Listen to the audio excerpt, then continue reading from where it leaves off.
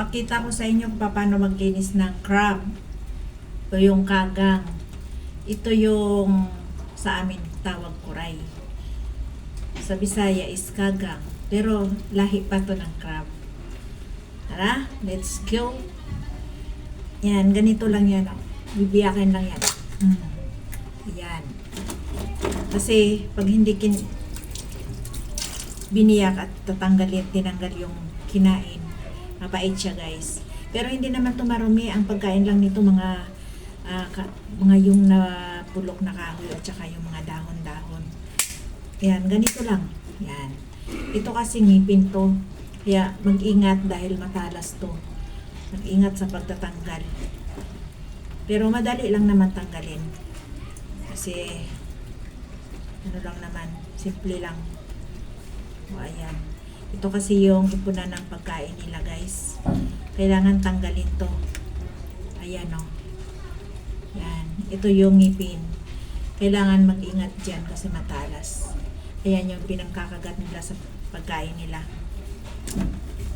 Tapos, hugasan lang guys o. Ayan. Minsan maitim yung kaba. Kasi ayan o. Ayan yung dumi nila o.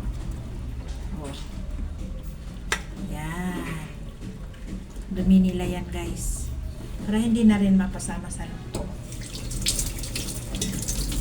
para maging malinis talaga. Gusto nyo maging malinis, pabrasin lang yan para mawala yung itim-itim na sila. Natanggalan na ng sipit at ang iba ay natanggalan na rin ng tangkohong. Tangkohong ang tawag din sa amin guys. So, yung likod nila. Lutuin na natin yung kagang at may sahog na kalabasa, bulaklak ng kalabasa at mustasa.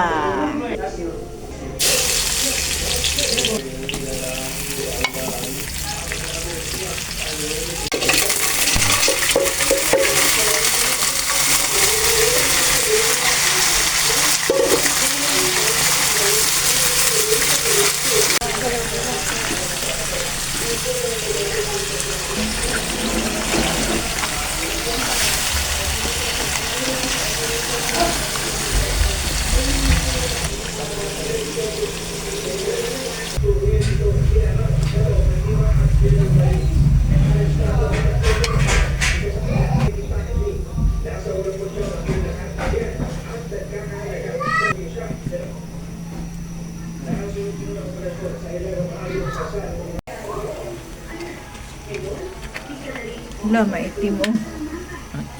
Cheeks.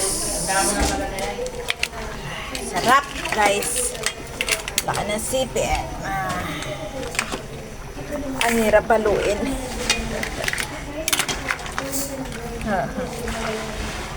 Sarap. Tasin sa kanyang dalari.